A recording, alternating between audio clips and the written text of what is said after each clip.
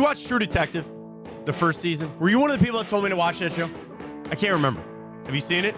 Yeah, I've seen a couple episodes. Okay. I know it's very good. All right, it's very good. First season is great. That's with McConaughey and Woody Harrelson. Yeah. Everybody said don't worry about the rest of the season. Like the first season was so good.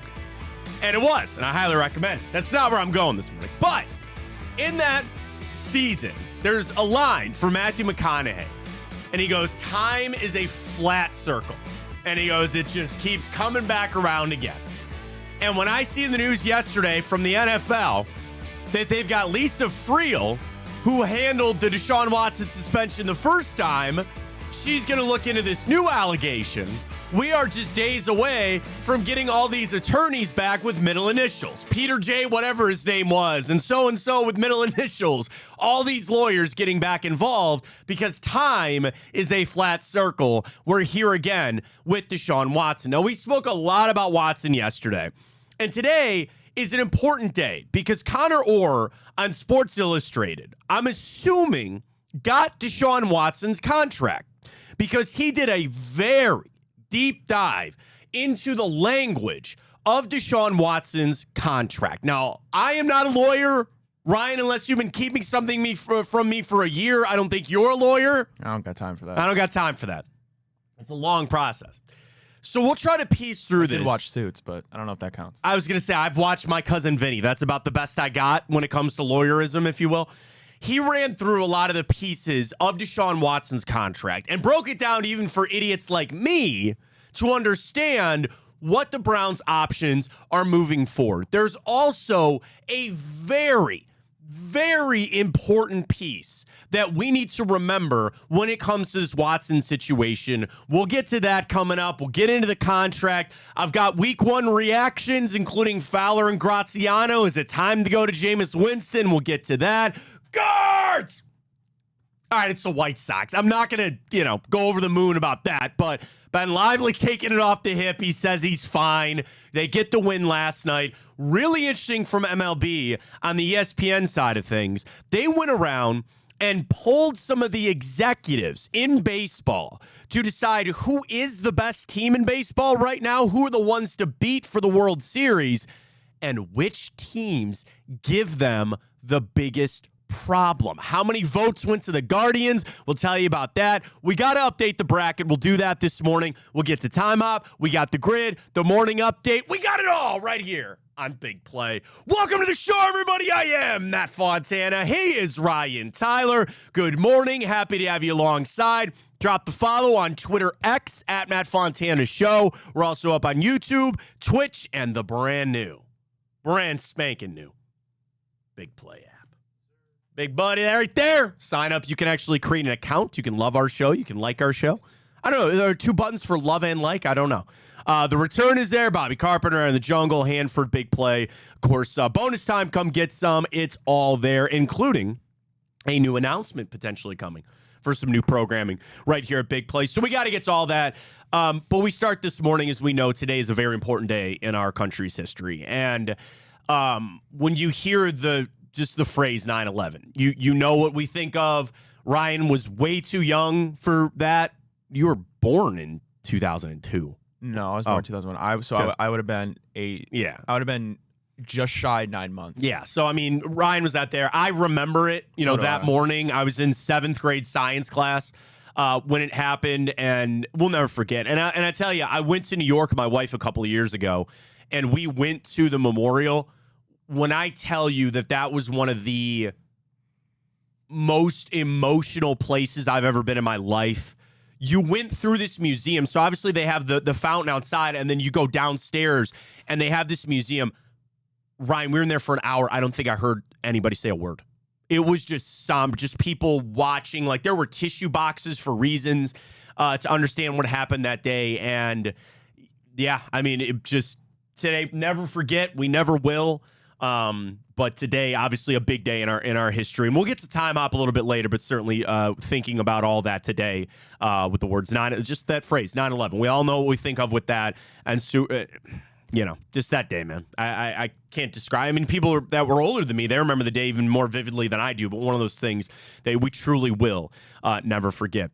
Over to the Browns and Deshaun Watson. So, as this has gone on, the Browns are back to work. And I want to get into this Connor Orr article because he does a great job of getting into Deshaun Watson's contract.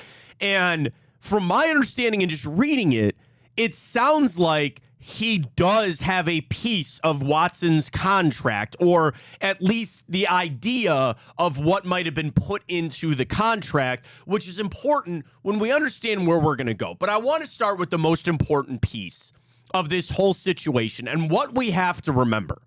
There are no criminal charges at this point.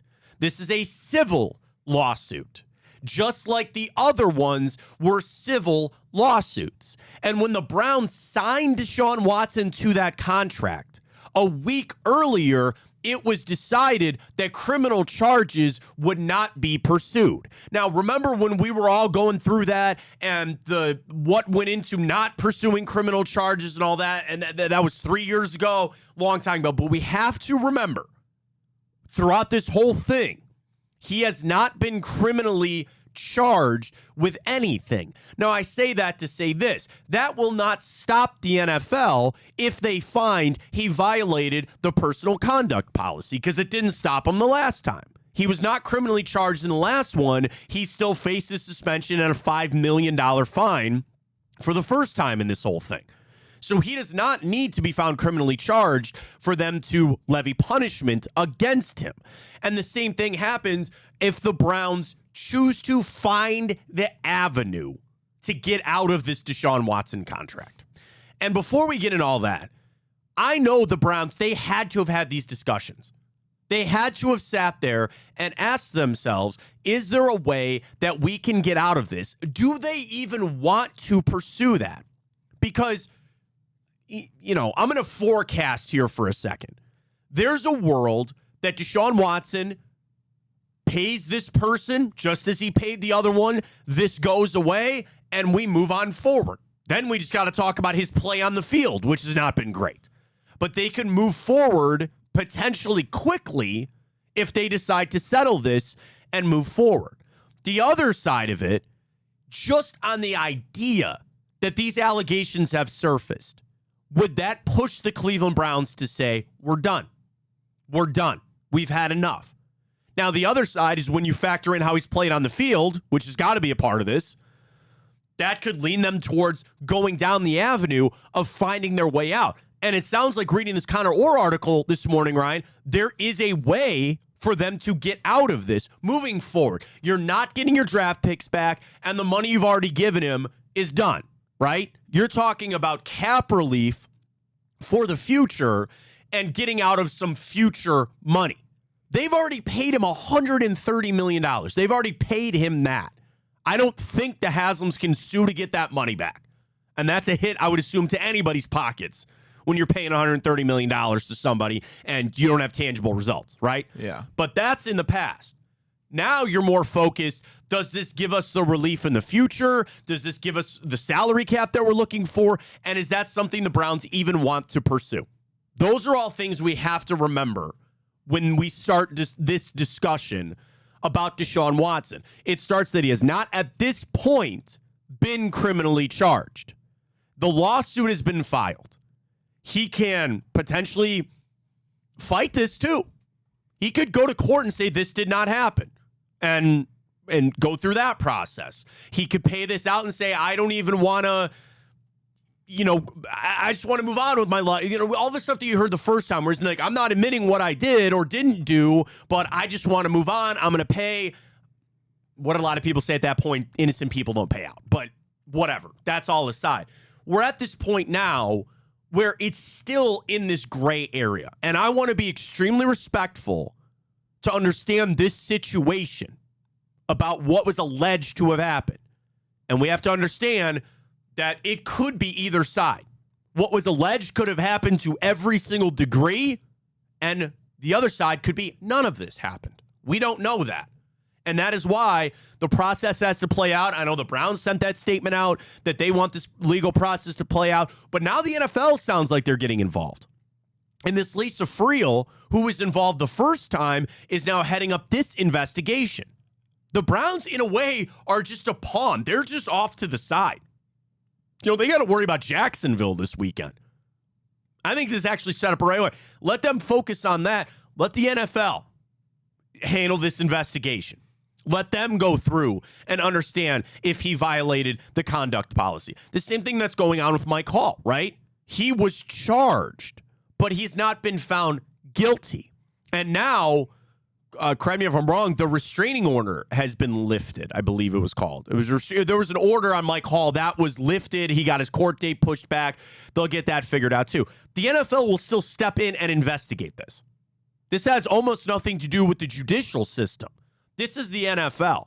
When they get a line that some of their players or one of their players might have done something, they're going to send their people in to investigate it to understand, did they violate the policy? And it's whether or not he gets found guilty. Again, going back to the same one, they could still put him on that commissioner's exempt list. So in the other part, when the NFL said yesterday they're not planning on that right now, Ryan, that could change.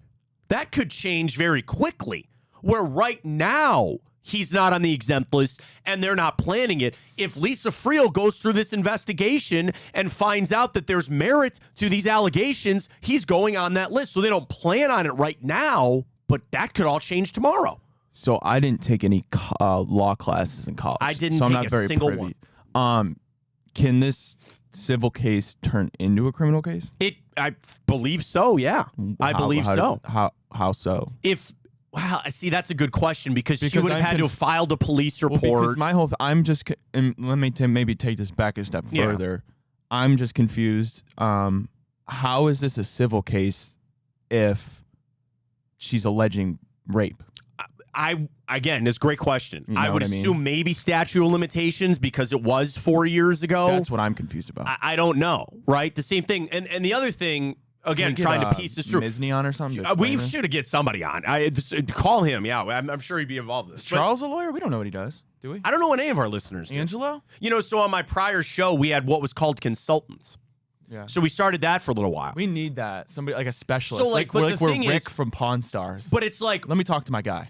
But that's what I'm saying. It's exactly where I came from that. Really? Because and we would do funny things. And he has a guy for everything. My buddy Pat was a donut consultant. He's like, let me call my revolutionary musket guy. Exactly. My uncle became our hunting consultant. If we ever had a question about hunting, we do that. Yeah. Somebody would email in and they go, I'm really into toy cars. I go, great, you're our toy car consultant. I don't know when we'd ever need you, but we had a list of people and their Twitter handles where if I needed somebody that was an expert on plumbing, I would go Mike Norheil Plumbing and my dad. My dad's a plumber, Mike from Norheil Plumbing. Those would be my plumbing expert people, right? So we had a whole list of consultants on the show.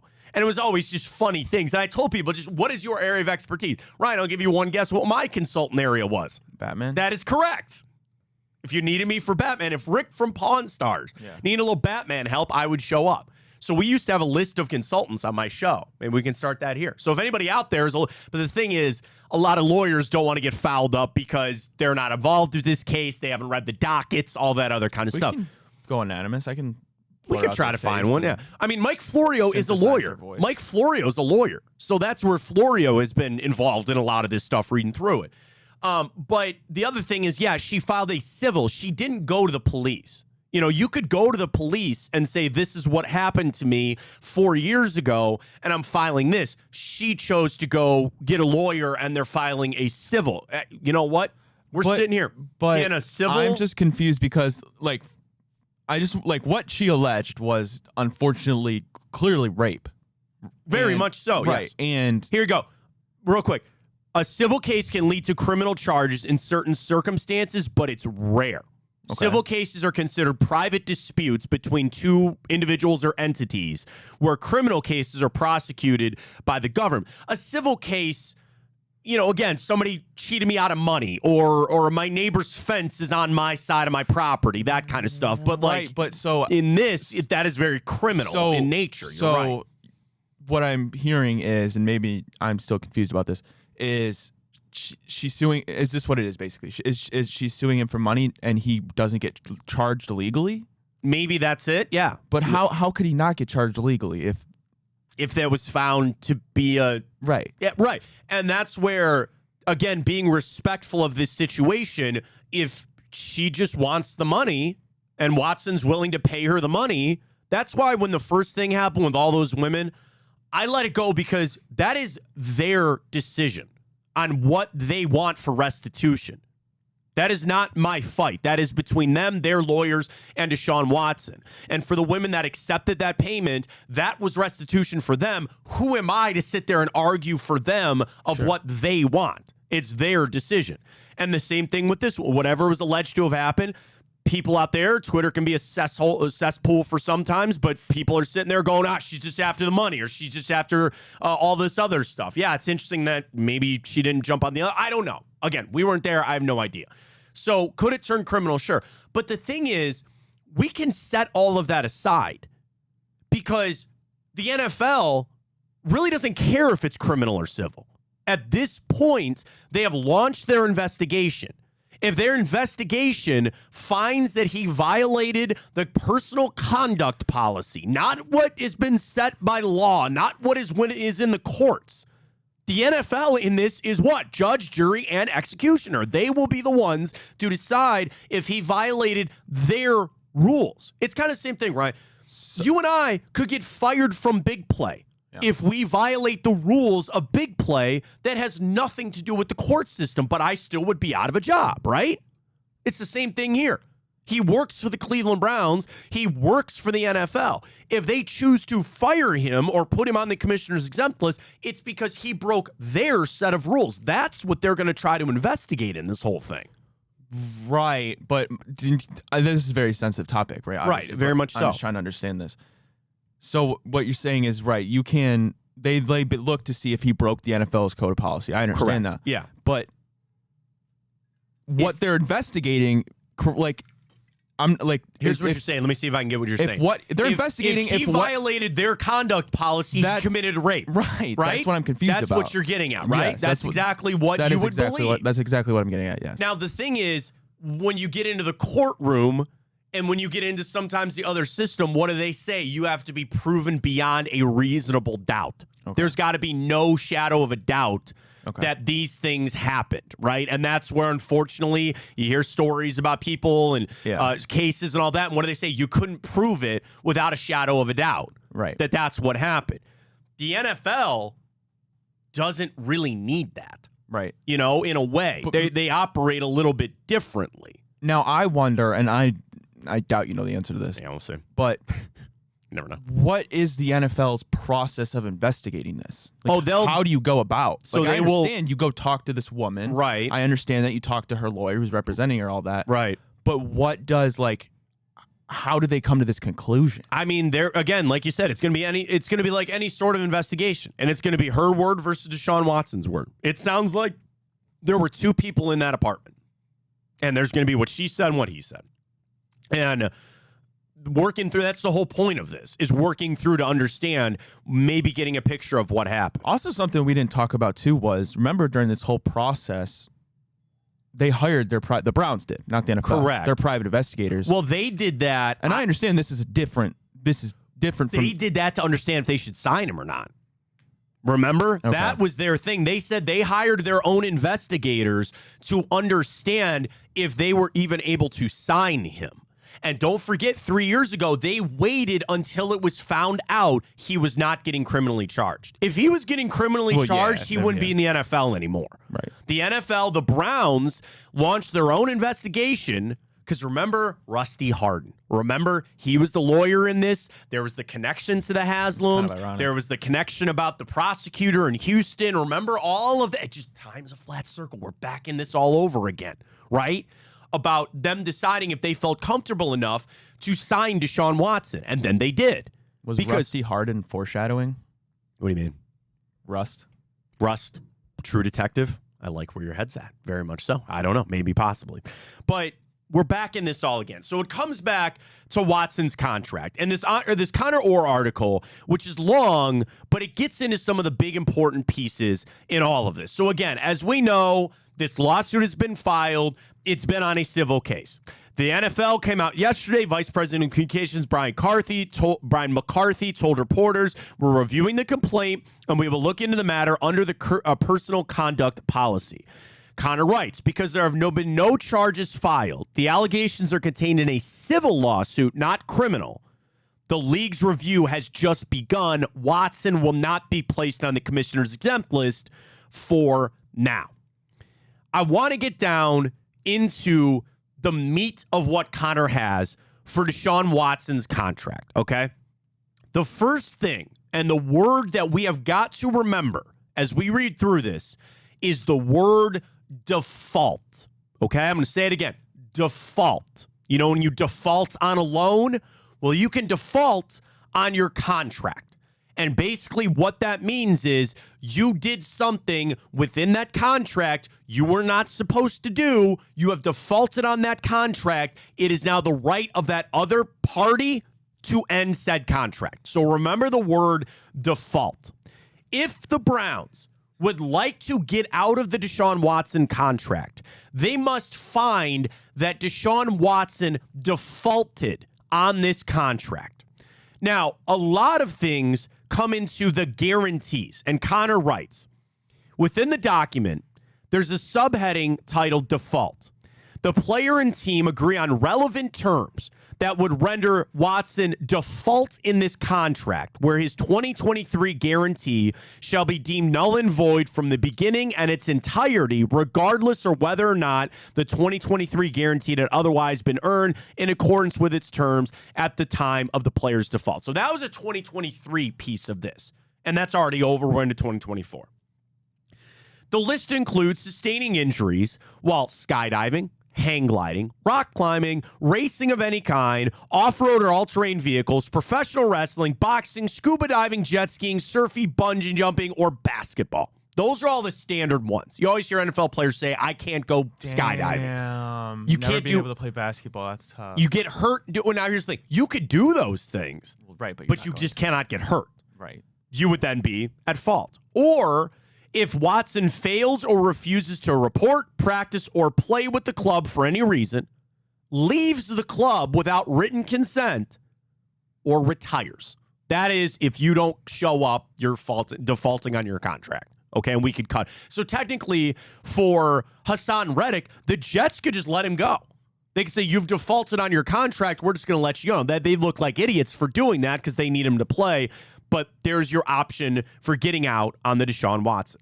Here's the most important thing. Again, the word default. Connor writes, it also includes a clause which may be relevant now that the NFL has opened its investigation. Deshaun Watson would be considered default in his contract following an NFL or team suspension for conduct detrimental or being suspended under the NFL personnel conduct policy or the NFL policy on performance-enhancing drugs. If he gets popped for using a PED, he could technically be cut, and they have no ramifications from it, okay? And it also includes a potentially relevant clause where Watson can be considered default if he reasonably believed by the Browns to have engaged in personal conduct that materially and adversely affects or reflects the club, or has his contract terminated for engaging in personal conduct that was judged by the club to adversely reflect on the team. So again, that would be kind of what we're talking about here. The biggest thing from Connor Orr is this. Was this allegation disclosed to the Cleveland Browns prior? For them to understand if Deshaun Watson defaulted on his contract, the question is, did he let them know about this most recent allegation? Yeah, but how could you prove or disprove that? When they sat down with him to sign, they knew of the ones that were out there. I understand that, but what? Did they write down everything he told them? No, but yes. I mean, they would have had. Here's basically what Connor's getting at. When they sat down with Deshaun Watson, they said, we know about the 20 women that are there. Is there anything else? Right. And if he said no, and then it comes back that this did happen, which again then has to be proven that it did, he is then in default of the contract. Completely understand that, but how do you prove, like, let's say... Welcome to court. Fair enough. You got to prove that, right? Drop the mic. You got to prove that. That's the whole point of court. That is the whole point of going before your peers of a jury, going before a judge. You need to prove that. So this would have to go okay, fair enough. So the Browns would take that to court. Right here. Connor writes, we do not know whether Watson disclosed the events outlined in the newly surfaced allegations to the Browns before his contract was signed.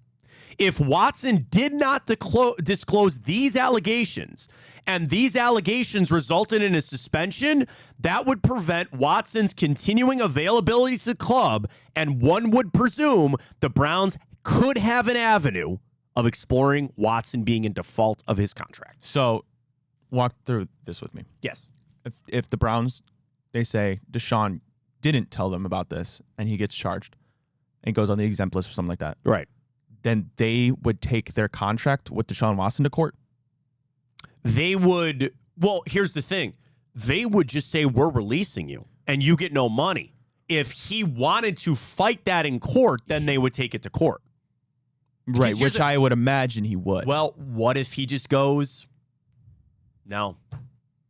I don't know. You know what I mean? Like, it all comes back to this. Did he disclose this potential allegation? And you might be saying, well, why would he do that?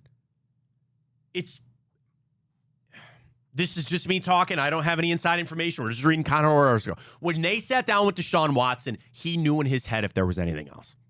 He knew in his head if there was truly anything else. And if he said no, and he said there's nothing else for you to worry about, and he signed on that line, then we have this. But again, this situation, and I'm being respectful for, could be fabricated. We don't know. But when Deshaun Watson signed that deal, and I'm sure they probably have that in writing, they needed him to disclose every little piece of allegation, because this is stuff that had to have been written in this contract for them to pursue this. Now, again, the other side, the Browns could say, we're not going down this avenue no matter what.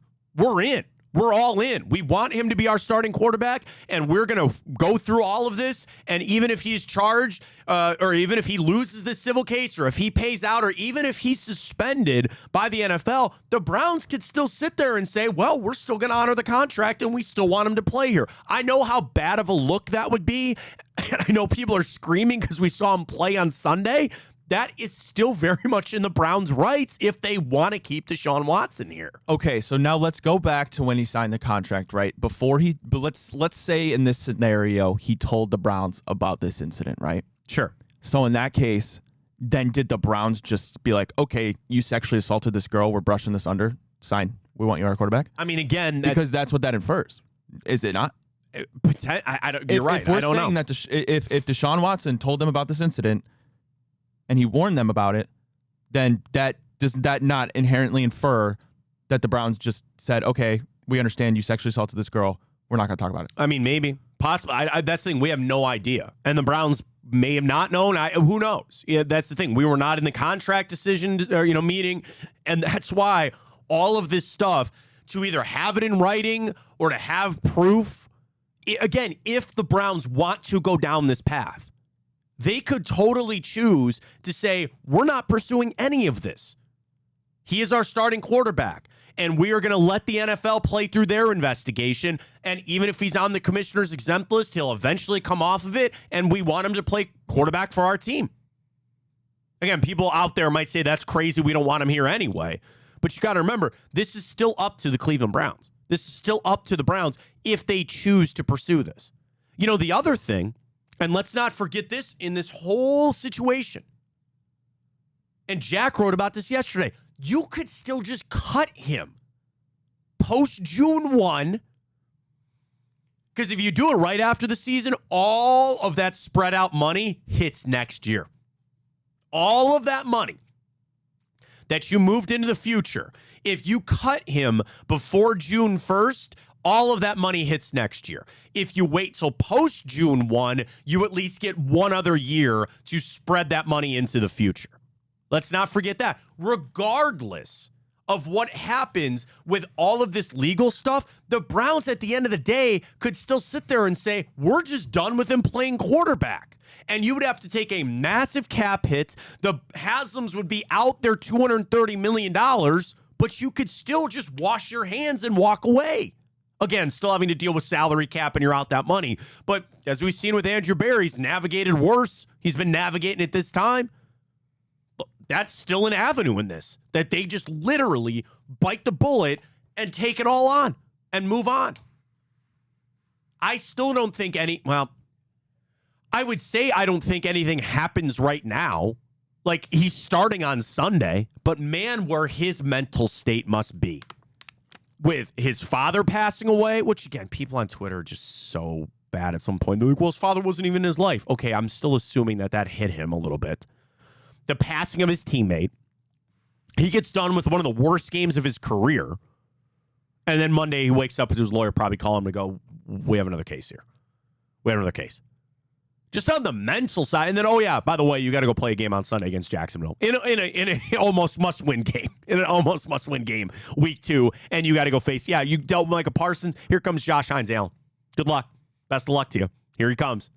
Like, there were people that were trying to make a case to me yesterday. They should sit Deshaun Watson strictly from a mental standpoint. You know, people take mental health days at their job. People think Deshaun Watson needs a mental health day on Sunday just because he's not going to be able to handle all of this stuff. Me, absolutely not. If he's healthy, he's playing. And you got to put him out there, and I hope he looks better than he did on Sunday.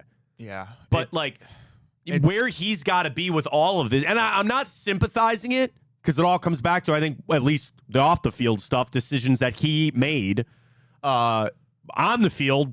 I guess it is decisions that he made, too, some bad decisions. But, I'm not sympathizing this. This is the situation we're in. This is a really horrible situation. This is a really crappy situation. And there are multiple ways out of this. And there's a lot. And that's why Andrew Berry gets paid a lot of money. That's why Paul DePodesta gets a lot of money. The Haslams are the owners. They're going to have to sit down and have these contingency plans in place. I think we feel the same, though. If Deshaun Watson is sometime this season put on the exempt list, that's it. That's over.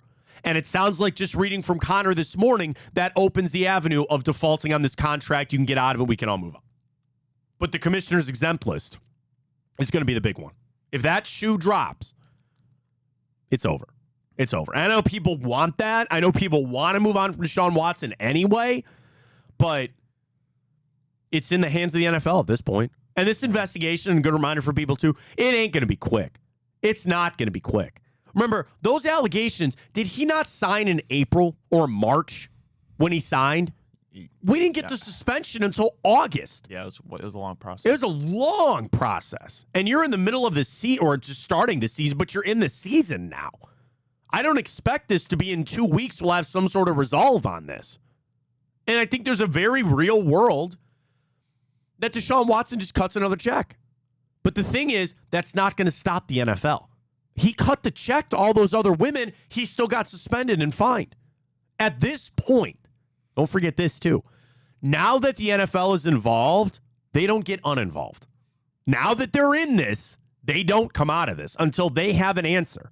And their answer will either be one of two things. He violated the conduct policy or he didn't. One of those will have a suspension. The other one won't.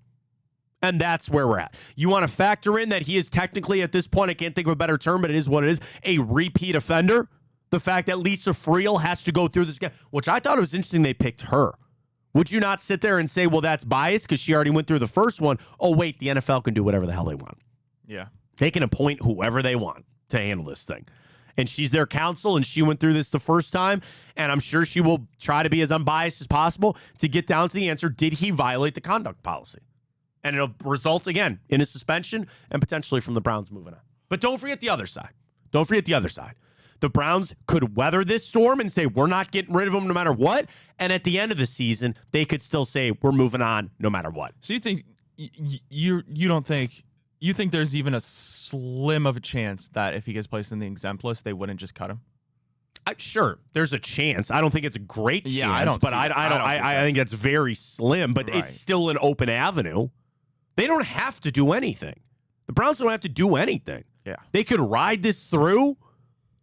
They could cut him. If, again, they could cut him today if they wanted to. The salary cap implications would suck, but they can do whatever they want with his contract. They could cut him and have to pay him his money. They could cut Myles Garrett today if they really wanted to. They won't, but I'm just saying, like, they have the power to just get rid of that contract. Best bet, though, what I really think is going to happen, they are going to let this season play out. I don't think the NFL is going to step in right now with the personal conduct policy. They're going to let Deshaun Watson play strictly from a playing standpoint. I hope to the God he improves. And I still just think at the end of the season, that post-June 1, they bite that and they just eat this, and we'll have to talk about the worst contract in NFL history forever. But you got to remember, too, man, we'll get over it, okay? We'll get over it. How many players you draft and the money is spent and all that? We'll get over it eventually. Was it a bad mistake? Yeah, it seems that way right now. But you'll get over it, and we'll move forward, no matter what. With the Watson contract and playing. I'm not talking about the off-the-field stuff, but there's just so many things, man. It's just so hard. And it's also like this, don't you feel like you got somebody watching over your shoulder the whole time now? Where it's like you're just waiting for the NFL to do something. And he's going to go out to practice, and he's going to go out and play, and the Browns are sitting there, and they're just waiting to see, is today the day? Go back to that summer. Remember that every time we'd be like, oh, they're releasing a statement today, or we've got an update. You sit there every day and just go, what is it? What is it? What's going on? Is he getting suspended? How much? How much money is he getting fined? What's going on? We're back in that. We're back in that cycle of just sitting here waiting for a piece of news to come out. Oh, wait, it's different, though. It's not the middle of June. I've got a game I got to play on Sunday. Yeah. That's going to be hard. It's going to be really tough. All right, some other things for the Browns before we turn over to the Guardians here coming up in hour 2 as well. Dan Graziano, Jeremy Fowler. They always do their week 1 mailbag, which I always appreciate very much. Week 2 buzz, all that kind of stuff. So the question to them was, which team should be most concerned after week 1? And Graziano said it's probably the Panthers, but we didn't think they were going to be good anyway. So Graziano says the Browns. And he says, sure, Micah Parsons and that Dallas defense are going to make a lot of quarterbacks look bad, but they made Deshaun Watson look really bad. Cleveland has put together an excellent roster and hopes to compete at the highest level. The Browns overhauled their entire offensive philosophy in hopes of making Watson's life easier. But if he's not at least decent, they have a massive problem. And he was a long way from decent on Sunday. And he asked, so this is Graziano, he asked Jeremy Fowler, is it already time to think about Jameis Winston? Jeremy Fowler says, I don't think we're there yet. But to at least think about Watson over the course of the season, probably. Because the team must consider every contingency. Should the Browns, and probably will, give Watson a healthy run to fix this? While I agree that Sunday's performance was unsettling, the Browns were playing without 2 of their offensive tackles, the defense was stifling, and Watson still hasn't looked like the quarterback from 2017 to 2019 in Houston. He has 2,300 passing yards in his 13 games with the Browns. The signature games of his time in Houston, poise and brilliant playmaking under duress, have actually been weaknesses with his time in Cleveland. It must be asked whether he can ever regain his fastball. But the people with the Browns have been adamant that they saw the glimpses of the old Watson throughout preseason. Bruh. Practices and joint practices, what we're talking about here. Even if that seems unfair after 1 week, the Browns will hope that that time on task without injury can reset his confidence. I'm of the same mindset. You have got to give him a run here. You have got to put him out there. And the problem is, and the issue that people have, that will come at the cost of your season. I'm not talking about starting him for 3 games and using that as your sample size. Your sample size, in my opinion, has got to be double-digit games. And at that point, you could be 4-6 and out of the playoff race. What if, hear me out, and this is very unlikely because of how bad he played Sunday, but what if Sunday was somehow his best performance out of these next 3 weeks? I'm just saying, what if that's possible? Like, what at that point, are you still doing what you're saying? Well, let's call that for the worst case scenario. You're 0-4. Right. Would you not say that you're out of the playoffs? Or your percentage chance of making the playoffs is so bad that the rest of the season is over? Well, I mean, hang on. I got to find that chart. Okay. What if you win 14-7? NFL you're 2-2. But playoff Deshaun Watson's chances by record. Okay. So this Okay, this was an updated one to the 17-game schedule that came out a couple of years ago. And this is from the NFL football operations. And there's a chart. Do you want me to send you this chart? Could you pull it up quick? Yeah. You want to do it real quick? Hang on. You want me to email it to you? Just DM it to, is it on Twitter? Yeah. Oh, No. It's an article, but I can just, you want me to DM you the link to the show account? Yeah. Okay. Hang on. All right, I just sent it. Let me know when you can pull it up. All right. Okay. That's it. Boom. Done. Scroll down. That whole thing right there. Is that too big to make it work? Ryan's a wizard. He can make anything work. Facts. Even if you got to overtake my face, which I'm sure people will be happy about. No, you can overtake the whole face. Got I've it? got to do all that. Oh, look at Ryan. Look at you. Got it? Okay. So that's perfect. So you can see on the bottom are losses, and the side up to the left are wins. So it's real easy. If you are 9-5 at any point in the season, you have a 96% chance to make the playoffs. I know people really may not be able to see it, but I'll walk you through it, okay? If you are 6-7 at any point of the season, you have a 22% chance to make the playoffs. This was updated to the 17-game schedule and the new 7-playoff team format for each conference. You get what I'm saying? So let's say that you're at the 0-4.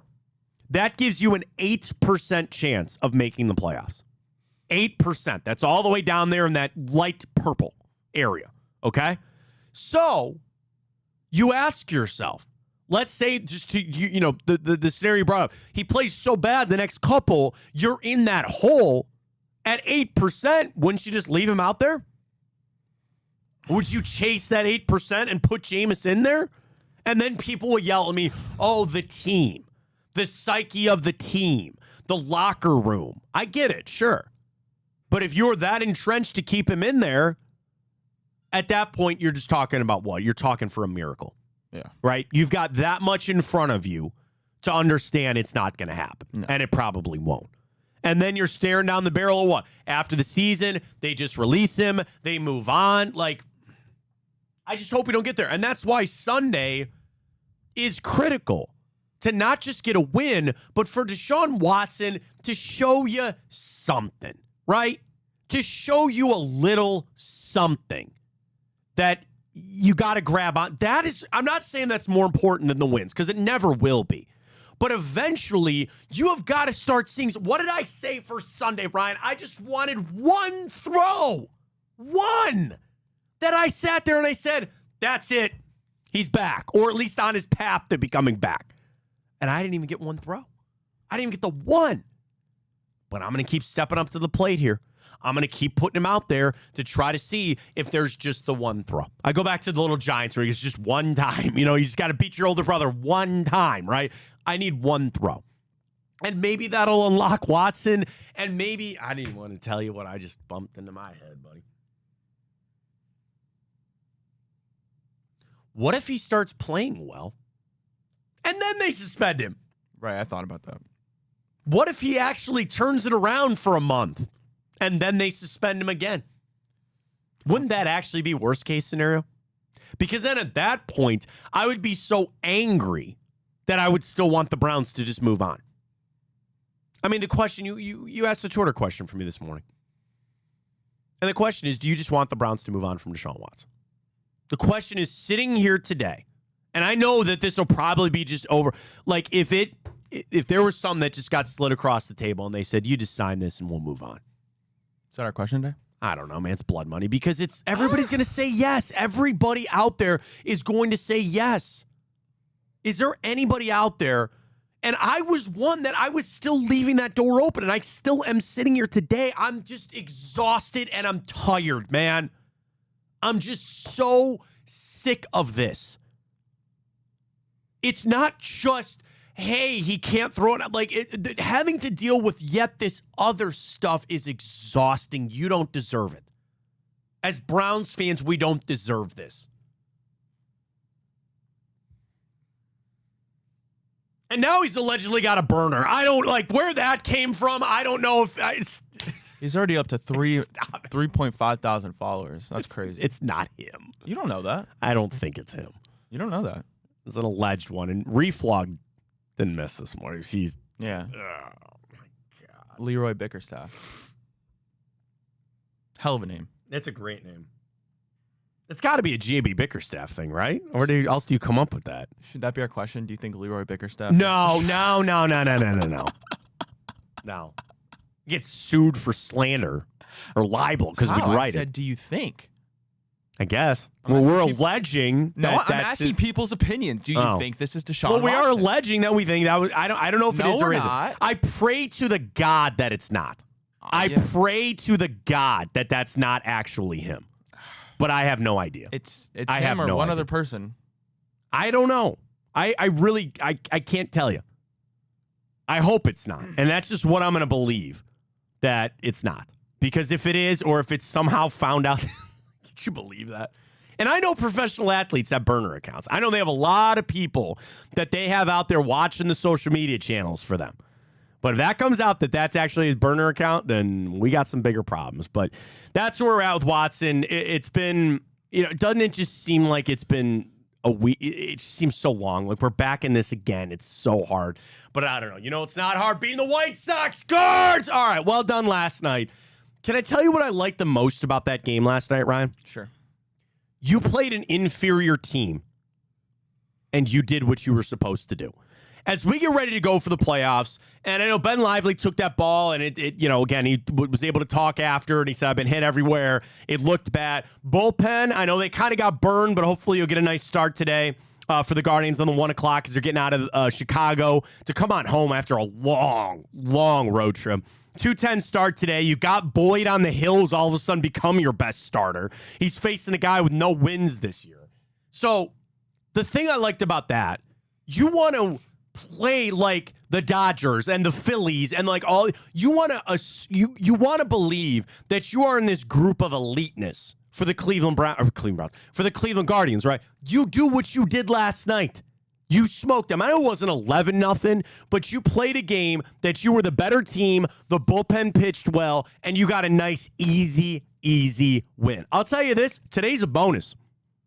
You did what I asked you to do. You took 2 out of 3 from the White Sox. Now, I'd love very much for you to get another win tonight. Kansas City somehow beat the Yankees last night, and the Twins won as well. So I look at today to say it's almost like a bonus. You did a great job. You got 2 out of 3. That's all I really ask for. You can get another win today. Fantastic, and we'll move on forward. But I loved what the Guardians did. That's beating a team like you were supposed to. You really view yourself as some of the top teams in baseball. Now that, I head over to ESPN this morning, and Jesse Rogers went around to a panel of executives, scouts, and players to pick which team is the team to beat for the World Series and which team could give them the biggest threat, okay? So let's start with this. The numbers don't add up because of these votes, which team is the team to beat in October? There were 13 votes cast in this. 9 for one team and 4 for the other. Would you guess which 2 teams got those votes? And this is the AL and NL? No. They're 2. Well, I guess. Oh, no, I meant were they like this? What they weren't gauging a specific AL team and an NL team? No, they weren't. Okay. They weren't. And I'll tell you, once we get to the biggest threat, there's AL and NL teams, but the 2 teams to beat both come from the NL. Right. And I got to imagine that's the Dodgers and the Phillies. Now, which one got the 9 votes? The Dodgers. No. The Phillies got 9. Okay. The Dodgers got 4. The write-up, the support for Philly increased throughout our response window as pitching injuries have mounted for the Dodgers. Did you see the clip yesterday for the Dodgers? No. Shohei was throwing, man. Oh, was he? He was on the mound throwing. They on the side? Yeah. Like not pitching a game, but he was out in the Dodgers bullpen throwing a bullpen. Interesting. People are wondering, is that October? Do you put him out there for? Could you imagine how electric that would be if they announced in the NLCS or the World Series that Shohei's going to come out and pitch? Woo! What would that be? So obviously, Glasnow, Kershaw, Yamamoto, he did come back last night, but they have a lot of injuries, so they sway it towards the Phillies. Would you say the Phillies are the team to beat in baseball right now? I think I would still put the Dodgers. Okay, still put the Dodgers. It's funny how the Yankees have fallen off a cliff, by the way. Yeah. They're not there. I mean, the Orioles. It's like the Phillies are great. Bryce Harper's great. Yeah. Trey Turner's great. But it's like, how do I bet in October against Shohei, Mookie Betts? They right up here, the Phillies Freddie have Freeman. the complete roster with less weaknesses. Right. Where the Dodgers are all star power. Now, here's the interesting part of this. Which teams are the biggest threat to the Dodgers and the Phillies? 8 votes for the Padres, 5 for the Brewers, 5 for the Orioles, 3 for the Yankees, and 3 for your Cleveland Guardians. And I tried to roll through to see if they were going to write up anything about the Guardians. Here it is, okay? The bullpen of the AL Central leading Guardians came up as one of the primary reasons to fear Cleveland in a post-game series. Mets reliever Ryan Stanek. Cleveland is a tough team. Their offense is a problem, but their bullpen is really, really good. They play the game in a way you have to play it to win in the playoffs. I think a lot of it, you got to look at the teams that do the things to win in October. Play defense, don't beat yourself, put the ball in play, and hit some home runs when you can. That's the write-up on the Guardians there. 3 votes as being a team to be feared against the Phillies and the Dodgers. You want to know what else? Twins didn't get a vote in that, and neither did the Royals. The only other team is the Astros that got 1 vote. And the other thing, the Padres and the Brewers, who got the most votes in this, they'll see them in the NL side of the playoffs. Talking about getting to the World Series, the Orioles, the Yankees, and the Guardians. They see them as the 3 teams that have the best shot of taking down the NL and being the biggest issues that they got to face there in the playoffs. I'll take it. I'll take anything I can get. You're back on feeling good about making the playoffs. I'm not making the playoffs. You're going to win the playoffs. You feel better about winning the AL Central now, getting the bye, which I think could be vitally important. Imagine, dude, get this too, right? I know people could be worried about the time off. You get that bye. Yeah. Your bullpen is well rested. You enter a divisional round series that maybe you get out of there quick. In just a couple of games, you get back to a rest. You go into an ALCS with a bullpen that you could pitch every other day if you really needed them to. They could be a tough out, man. I mean, I'm looking here at the standings. How do they not get the bye? I think we have, a 6 game? What's our lead on the West? What's the lead on the Astros? Right. 6, is it not? I think it was 6. Or 5.5, Yeah. I think is what it is. 5.5. Yeah, I mean, we got a cushion. I don't want to, I don't want to guarantee you anything at this point. But it's like, yeah, they definitely should. You would need a collapse. You have, let's do this real quick. Well, okay, 63 games. You have 33. No. Man, do I suck at math. 83 plus 62 is 145. You got 17 games left to not blow a 6.5 game lead for the bye. There's only 17 games left in the season. 17 game. Wow. Yeah, 17 games left. Now, how you would blow that lead would actually be blowing it to the Royals. You have a 3.5 game lead over the Royals because they could just jump you, and then you become the wild card team. Right. So really, in essence, you have 17 games to hold on to a 3.5 game lead. I don't think the Astros are chasing you down, but that's right. Guards feeling good. Again, hopefully Lively not too injured, and we'll see where it goes from there. All right, coming up, hour 2, we will jump into the time hop. We'll get into the grid. We got the morning update. Got more NFL to get to because the other thing, we got a game on Sunday. We have to turn our attention to the game. As much as we talked about Watson, as much as we talk with that, here's where we're at. Oh. Taylor Swift put out an IG post. Yeah, she's endorsing Comrade Kamala. Is she? Yeah. I thought it was with her cat. I thought she was announcing that her cat died.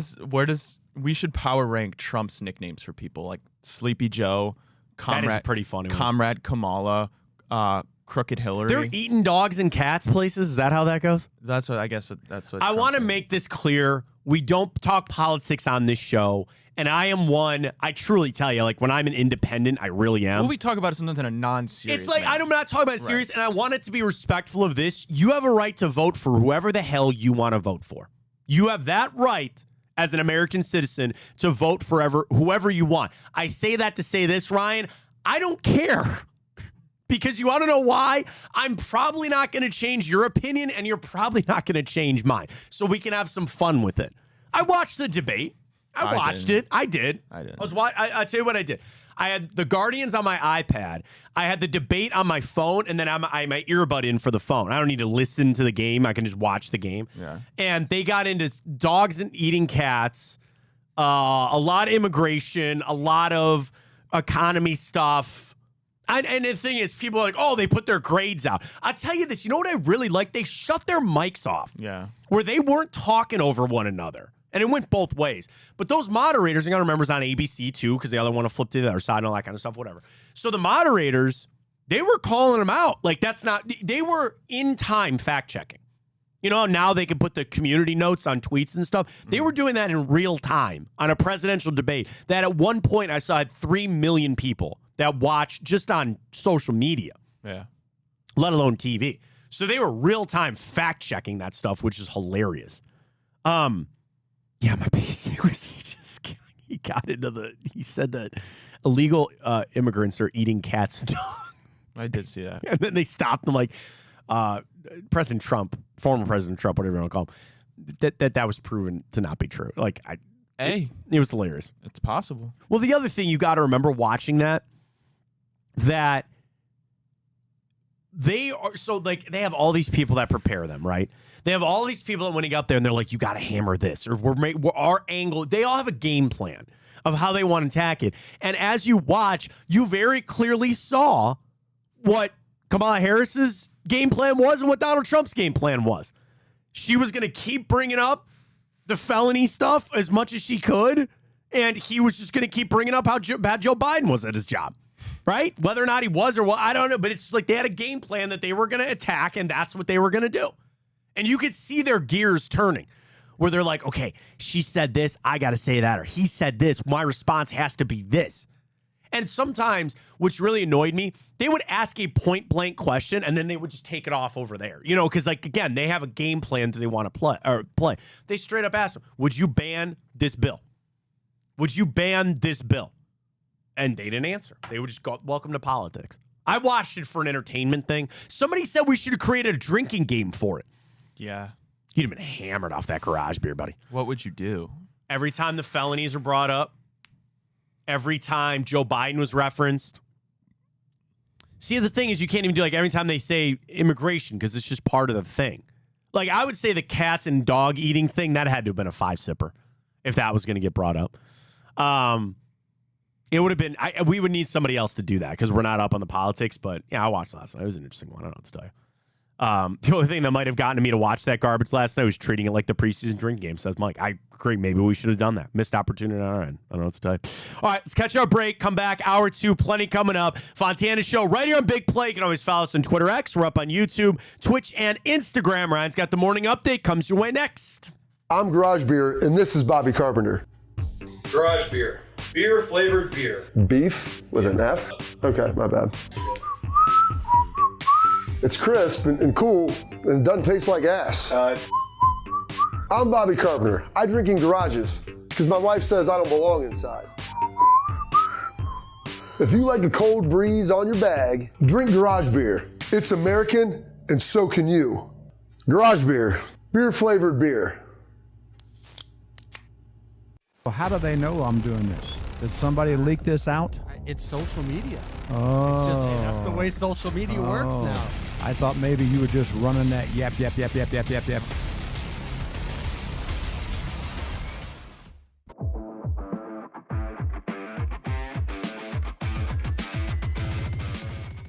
Even though our strength of schedule was #1 in the NFL, I think we have the dogs up front. We have the dogs in the back as it relates to our defense. Our defense alone keeps us in these games. Not even talking about offense. Let's just say Deshaun Watson isn't there. We got dogs on the defensive side that's mirroring the potential of the Ravens from 2001 or 2000 Ravens with Jamal Lewis and the boys and Ray Lewis and those guys. Right. They won, again, no disrespect to Trent Dilfer, but they won without a high-powered offense.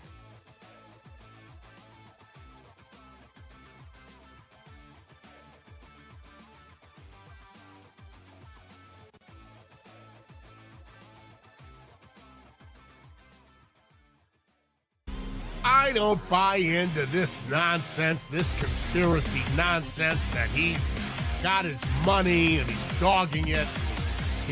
That's ridiculous. They're off in the Kentucky Derby as Authentic takes them around the far turn. Tis the Laws making his move now, and they're into the stretch. These two stride for stride. Authentic, tis the Law. Here's the wire. Authentic has won the Kentucky Derby.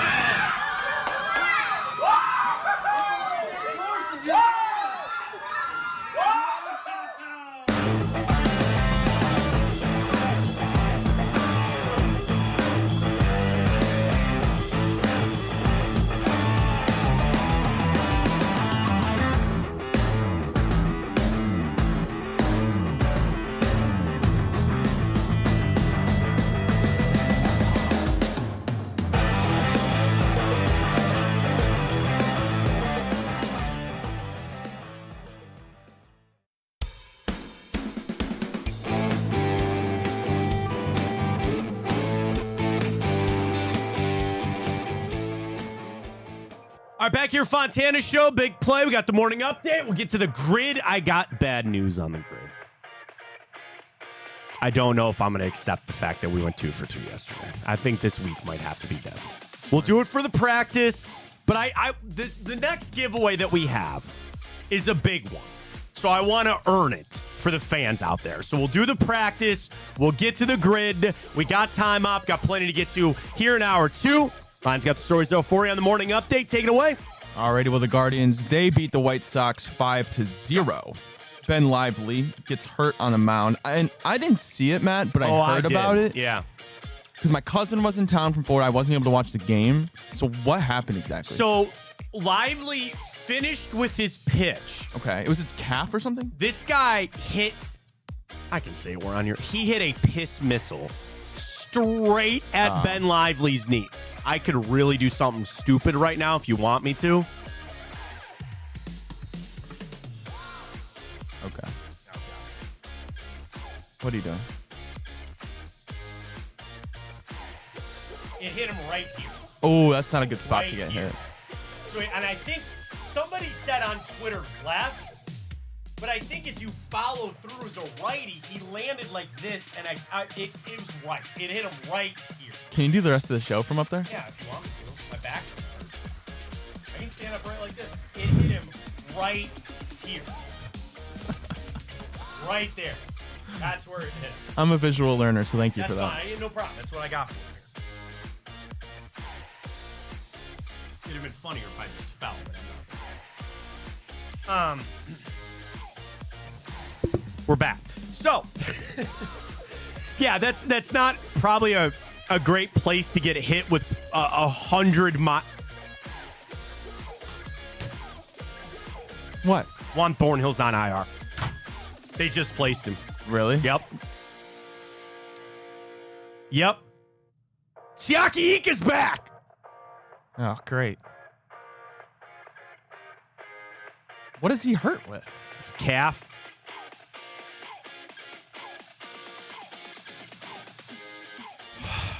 Just came out from the Browns this morning. Yeah. Placed on IR. Mo Hurst, Tony Fields, and Mohamed Diabate.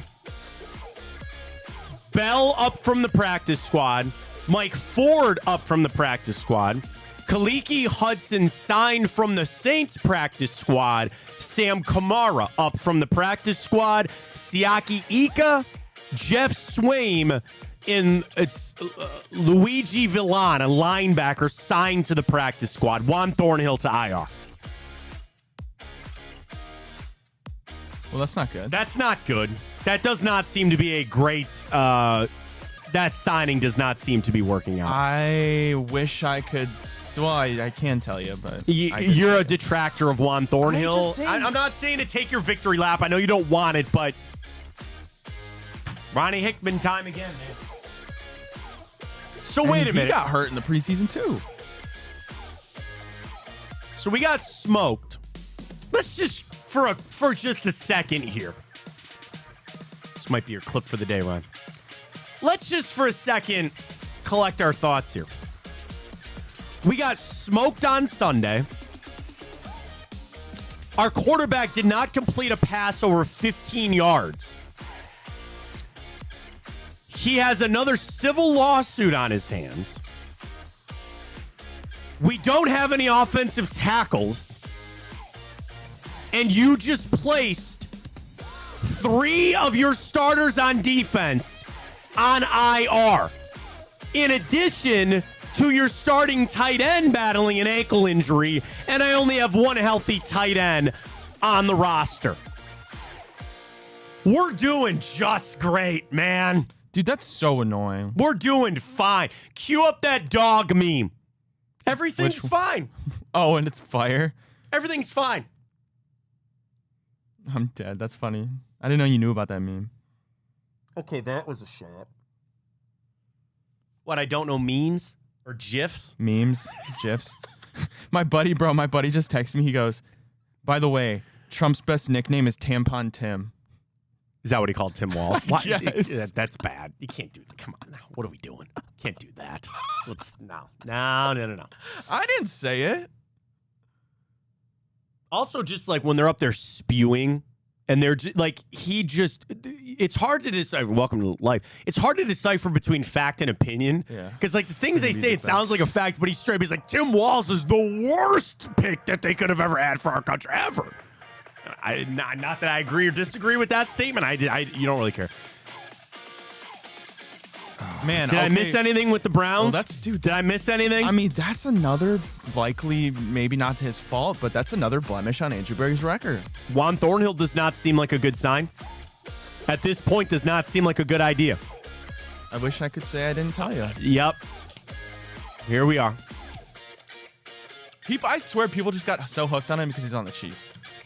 No, I thought he was going to fill a role. Do you want to know what, Ryan? When he came here, I didn't even think he was our best safety. I think Grant Delpit is our best safety. Oh, yeah, truthfully, Juan Thornhill should be your 5th best defensive back. I will take all 3 of the corners ahead of him and Grant Delpit. Well, here's the thing. I just need him to play a role. He can't even stay healthy. He's here to be a cover guy. The problem is he can't cover.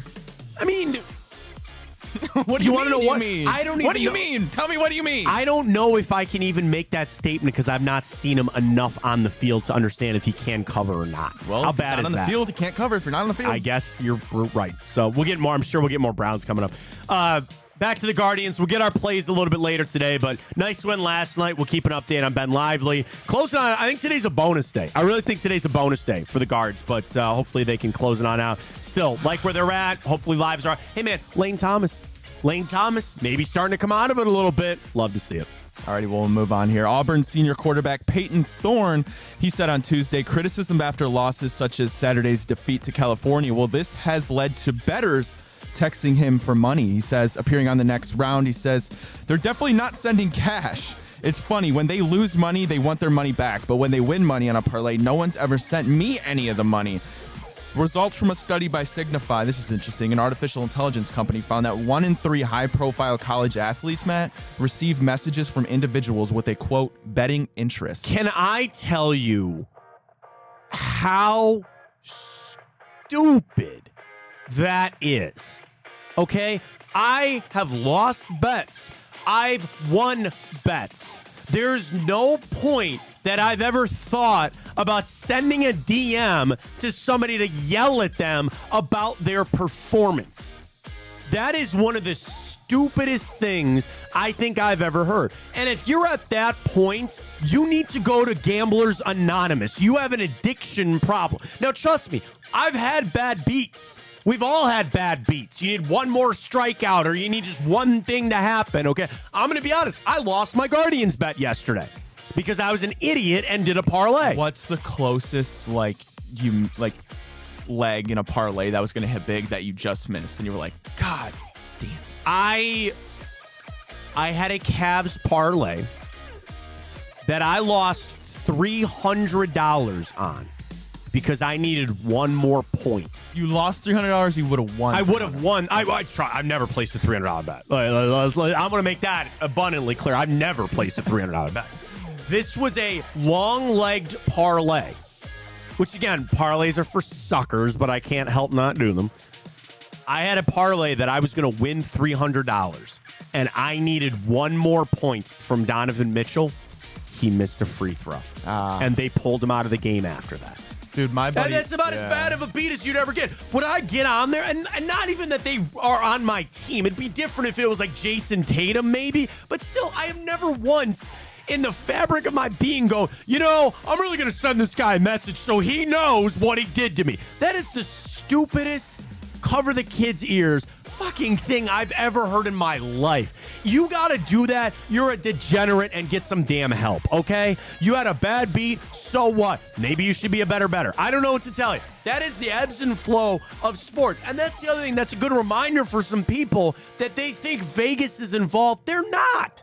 They got to play the games out as much as they watch like we do. You know what I'm saying? You sit back, you watch the game play out. I mean, any bet you place, and this is truthfully on how I do it, any bet you place, you bet it to be prepared to lose. Do it. And if you get to a point that you're betting the money that you can ill afford to lose, stop betting. I enjoy it.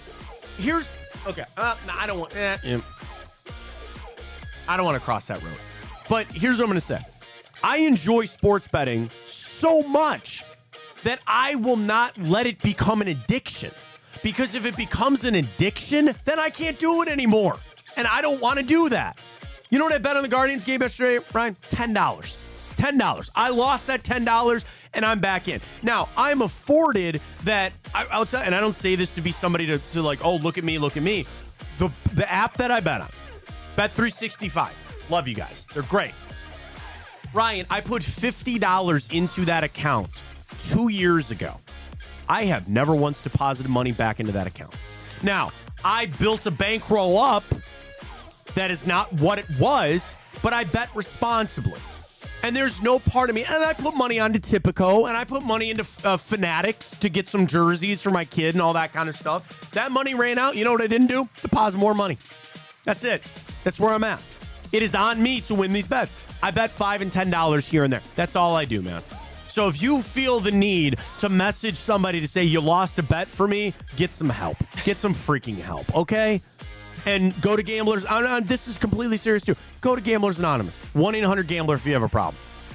And the thing is, it's sad because I enjoy it to that level. Ryan, I sit here today. You know what I'm going to tell you? I will never make money. I will never have my career being a professional sports gambler. Not with that attitude. Not with that attitude, I guess, right? But that's what people think. They go, man, I can get into this. And they don't even know the dark side of it. You know, because I'll tell you this. Because I do have, well, I don't say friends, but somebody that I know that doesn't. And they do it well. Bro, they will throttle your account. They will limit your bets. Because you want to know what sports books don't like doing? Losing.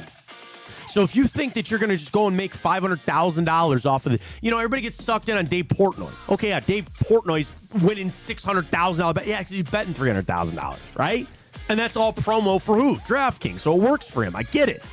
But, set all that aside. Have fun with it. And please don't be messaging players that you're angry that they cost you. Because you want to know what? They don't really care. And neither do I, to be honest with you. Wow, Twitter's ripping Thornhill right now. Really? Well, about what? Josh Cribbs was in the league? Yeah, like the television show? What? Yeah, you didn't know that? Is he on the final season? He's on one of the seasons, yeah. Oh my gosh, I didn't finish that show. Yeah. How did I not know that? I knew that. I don't even watch the league. Yeah, Josh was on the league. Gosh, what? Here, I'll find you the episode. Why didn't you talk to him about that? He was on The White Knuckler. What season episode is it? It says 2010. Andre brings in a new partner to expand his practice. Ruxin uses a sick kid to meet NFL star Josh Cribbs. Season 2, episode 3. I must have missed it. And Pete deals with the complications of dating Kevin's ex-girlfriend. The league. You know what? I have it on at night, so sometimes I fall asleep. I must have you must have missed that. Yeah. Bro, White Knuckler. I'm about to text him right now. Yeah. I knew. Again, I don't even watch that show, but I knew he was on it. Yeah. I think Joe Thomas was on an episode. I don't actually want to know what. I think Josh was the only one. I remember when that happened. I remember in 2010 when it came out, and they're like, all right, Josh Cribbs. Terrell Suggs was also in that episode. Terrell Suggs was also in that one. So, yeah, sorry. Back to Juan Thornhill. Back to you being upset about Juan Thornhill. I mean, I'm not upset. I'm just kind of content with it, but Twitter's kind of what it is. Yeah, all right. Anything else? I mean, no, Sorry. we kind of covered it. All right, we got everything for it. All right, I want to reset the bracket, by the way. Okay. We're going to do it next week. So I'll send the tweet out now. And I had a lot of people, my buddy Dan and Mike, they all were like, oh, you got to put this villain in. We are going to do the greatest cinematic villain. Let's do it next week, though. Okay. Because I feel like we got off to a start. We're going to do Adam Sandler. This bracket's better. I don't want to do back-to-back movies. Yeah. Like, let's just roll with that. Let's just roll with that next week. So I'll send the tweet out just to get all the submissions for everything. Because Mike said we got to put Shooter McGavin in there. I'm like, of course they do. So did you see Virginia Bennett is back? The girl, I can't remember her. Julie Bowen. Julie Bowen's playing her. She's back. So they're starting off with Happy Gilmore too. So we'll get to that next week. But I just wanted to leave open for that when we get to the bracket. All right, Ryan. Here we go. This is just practice. Right? I don't think we can. Oh, I got to adjust this. Forgot we looked at that little playoff thing. Do you get what I'm saying? I don't think we can truthfully that's fine. Be the winner this week. And I haven't even told you what. I was losing sleep over it last night too. So yeah, we've had bad. I felt really guilty. So let's just get some momentum going for next week, and then we'll do our big giveaway next week here on the show. So you know how it works: up and down, left and right. Sorry, alarm. Go. All right, Browns 1,000-yard receiver. Oh my God, Josh Gordon works for Patriots though, doesn't he? And it does now work for the Chiefs too. Now Danny Shelton works. Let's just do Amari Cooper. Yeah, that's fine. Now, you can put Josh Gordon over there. You can also put Danny Shelton over there if you wanted to. For the Chiefs or Patriots? For the Chiefs. I'm sorry. No, I'm sorry. For the Patriots. Well, didn't we just say did Josh Gordon play for the Chiefs? I think he did. Why do I think he did too? But I know we could also do Juan Thornhill. Might as well. Well, might as well. An honor. An honor. Has he played a game for the Browns? Does he qualify? Bra. Did I spell Juan wrong? I don't know. There you go. Juan Thornhill. Okay. Danny Shelton? Yep. Is that the dude who's Bill Belichick fell in love with his butt? Yeah, he loves. I almost said fat ass, but yeah, he loves his wide butt. All right, DJ Moore, Steve Smith, the other one. There's Steve Smith. Should get the right one. I actually have one for there. Cam Irving, former Browns offensive Panthers line. Chiefs. Yeah, Panthers Chiefs. ER. Might be Cameron. It's then. probably Cameron. Cameron. There he is. Boom. 0 point. Well, he's a Mike Glennon neck. Yeah, and he's also really good for this because he got like 5 teams that he's played on. Yeah. You got a Panthers Chiefs or Panthers Patriots just to close that one out? I can't think of one right now. We can always come back to it. I just wondered if we had a quick one offhand. You got Hayden Hurst doesn't work there, does he? No. Nope. Patriots love their tight ends, though. That they do. All right, just go Jets, 1,000-yard receiver.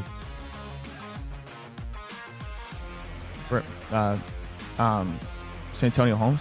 Probably. Right? I mean, has to be, right? Yeah, I was trying to think if there was Brandon Marshall, but Did Randy Moss ever play for the Jets? no. Just go Santonio Holmes. That's fine. He had to have, right? I'd be shocked if he didn't. I don't have. And he another- definitely played on the Jets, right? I'm not making that Yeah, up. no, yeah. It's practice. Doesn't matter. Whatever. I know. How is that? He must not have had a 1,000-yard season with the Jets. Oh. God, who would be a 1,000-yard receiver for the Jets? Brandon Marshall? Yeah, probably. Why am I not thinking? Isn't there some legacy receiver that I'm not thinking of?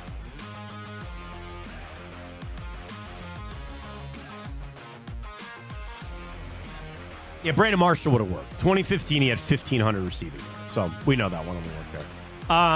Jets, KC. But Jets, Patriots, is that not Darrelle Revis? Yes. Yeah. Actually, is that not also for the Chiefs too? Am I misremembering? I mean, go ahead and rip him there, but like, yeah, he works for the Chiefs too. He does. Jets, Chiefs. Jets, Chiefs. Did Nick Foles ever play in the Jets? I don't think so.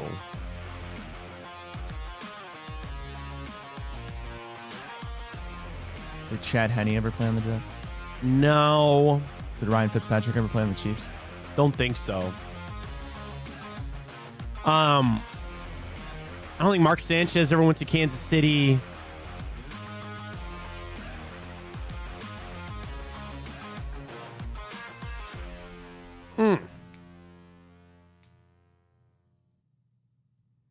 See, that's where we got to remember, too, because maybe we should have put Terrell Revis there, but I can't think of any Jets. Well, Jets-Patriots probably would have been easier to come up with. Yeah. But it's all aside. Kansas City and the Jets. Wait a minute.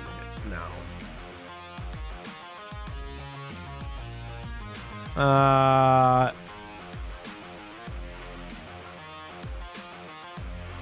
Like, obviously not Sam Darnold.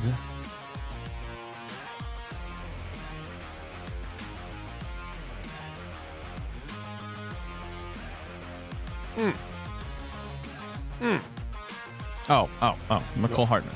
Oh, yeah. Nicole. He's back again. Panthers, Patriots. Patriots. D'Angelo Williams never went to New England, right? Right? Did he? It sounds right, but I don't know. Did Cordell Patterson ever play for the Panthers? I don't think so. I don't think so. Did? Wait, who was the one you said before? D'Angelo Williams. Did he play for the Patriots? I don't know. Did LeGarrette Blount play for the Panthers? No, I don't think he did that. Le'Veon Bell never played for the Panthers. Ooh, would that have worked there too for the Jets and the Patriots? Right? Did Le'Veon Bell play for the Patriots, or am I forgetting that? I don't think he did. Isn't it funny that Le'Veon Bell comes up as a professional boxer now? Steelers, Jets, Chiefs, Ravens, Buccaneers for Le'Veon Bell. Don't forget that for the future.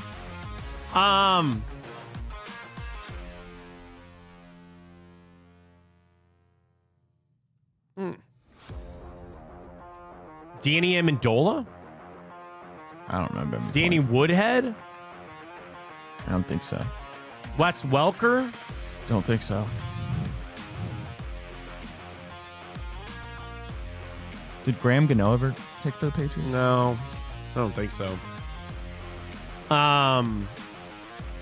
Julius Peppers didn't go up there. Vrabel, Vince Wilfork, Richard Seymour, Willie McGinnis. Oh, Stephon Gilmore. Oh, yeah. Good call. Yeah. Yeah. You got it? Not too shabby. Not too shabby. We got it done. So, again, Browns injury news coming out this morning. They placed several players, including Juan Thornhill, on the IR, so they're going to miss at least the next 4 games. Cam Newton, we're dumb. Oh, duh. Yeah, Cam Newton, well done. Yeah, Cam Newton worked. Also, Kareem Hunt would have worked, Browns Chiefs. That one was Johnson for somebody said. Oh, that would have been Jets Patriots. Yeah, that would have been Jets Patriots. Good call on Keyshawn. Well done. Well done. That all injury news aside, what's going on with our tackle situation? We got it. I mean, again, like, I want to kind of go back for a second on Wills and Conklin. How close were they to playing this weekend? And I don't have the answer to that. I don't expect you to have the answer to that question either, Ryan. I actually had the opportunity to ask Mary Kay yesterday about that. She was on the return. Oh, nice. What did she say? I asked her. She said she doesn't necessarily think Jedrick Wills is close. She said he hasn't even practiced yet. She said she doesn't know, and she said she would bet her money, obviously, that Conklin will return first. So the other thing is, okay, let's take that for what it is for a second, right? If they just activated Jed Wills because they wanted to avoid the PUP list, because on the off chance that he would come back sooner, that's why he's on the active roster in here. So now I'm putting all my eggs back into Jack Conklin, which again, it's like they took it up to that time, which is great. But obviously it's all going to tie back to Deshaun Watson. Don't you have to put Jack Conklin out there just to give Deshaun Watson a little bit of I think, yeah, I would. confidence, a little bit of positivity, to give Deshaun Watson something. Now, again, Jacksonville, you're facing a premier pass rush. I don't know if Josh Hines Allen is elite by any stretch of the imagination, but he's not bad, and he's closer to elite than he is average. So, DeJuan Jones, you battled a quick injury on Sunday. You set that aside.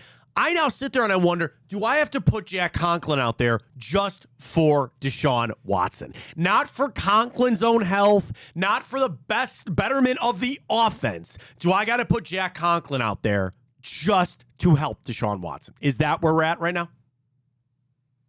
So I got to sit there and tell Jack, hey, man, you got no choice. You're going to have to play because we need to see something out of there to help Watson out. But you're also losing David Njoku as a blocker. Jordan Akins, I mean, not that they were throwing at tight ends. I sent some stats out yesterday about tight end targets through Kevin Stefanski, and it's not quite all that you would think it is. I mean, there was a couple years, like last year, you finished third in the NFL in targets by two tight ends. Now, that was also thanks to a streak with Joe Flacco. That was a massive boost to the tight end position.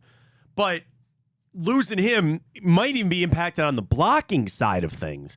But to get some guys out there to try to help Deshaun Watson to feel a little more confident, Ryan, that's where I'm at. And it might not result in anything. He still might look horrible. But at least if I got Conklin out there, that makes me feel a little bit better about Watson. Yeah, you feel a little bit better. And it goes back to how much you looked at Sunday's game and truly felt how much blame you can put on the O-line. And that's the thing. It's just removing a variable of this experiment of finding out what Watson is. At least if you put Jack Conklin out there, you can make the case. You're like, well, at least there's that. And Conklin might not be ready to go. I have no idea. And isn't it more of a mental thing? Like Deshaun is like, we saw how many clean pockets he just decided to scramble out. Oh of yeah, on Sunday. Now is this going to, if you put Conklin in, is that going to be a mental thing for Deshaun where he doesn't feel the need to panic as quick? Well, I mean, the other thing is with those stats that showed that he had time to throw. He had time to throw on Sunday. He was just horribly inaccurate or ran out, ran away, and he had a horrible game. Couldn't complete a pass over 15 yards, which is just absolutely insane. But that's where we're at. You know, we started the show talking about Watson's contract situation with the Browns. And we ran through this Connor Orr article that basically laid it out that if he is suspended and if we get to a point that the Browns want to pursue getting out of this contract, they might have the potential to do that. And I thought about it more. We had a nice conversation about it to begin the show. I wanted to bring it back to this, though, Ryan. Would it not be more powerful if the Browns just made this decision on their own? And my whole thing was, I was thinking about it this way, right? We ran through, and we kept bringing up the word default, right? There has to be a way for the Browns to prove that Deshaun Watson defaulted on his contract. And that would be then related to what? This new allegation that came out, this new thing that it was filed on Monday, okay?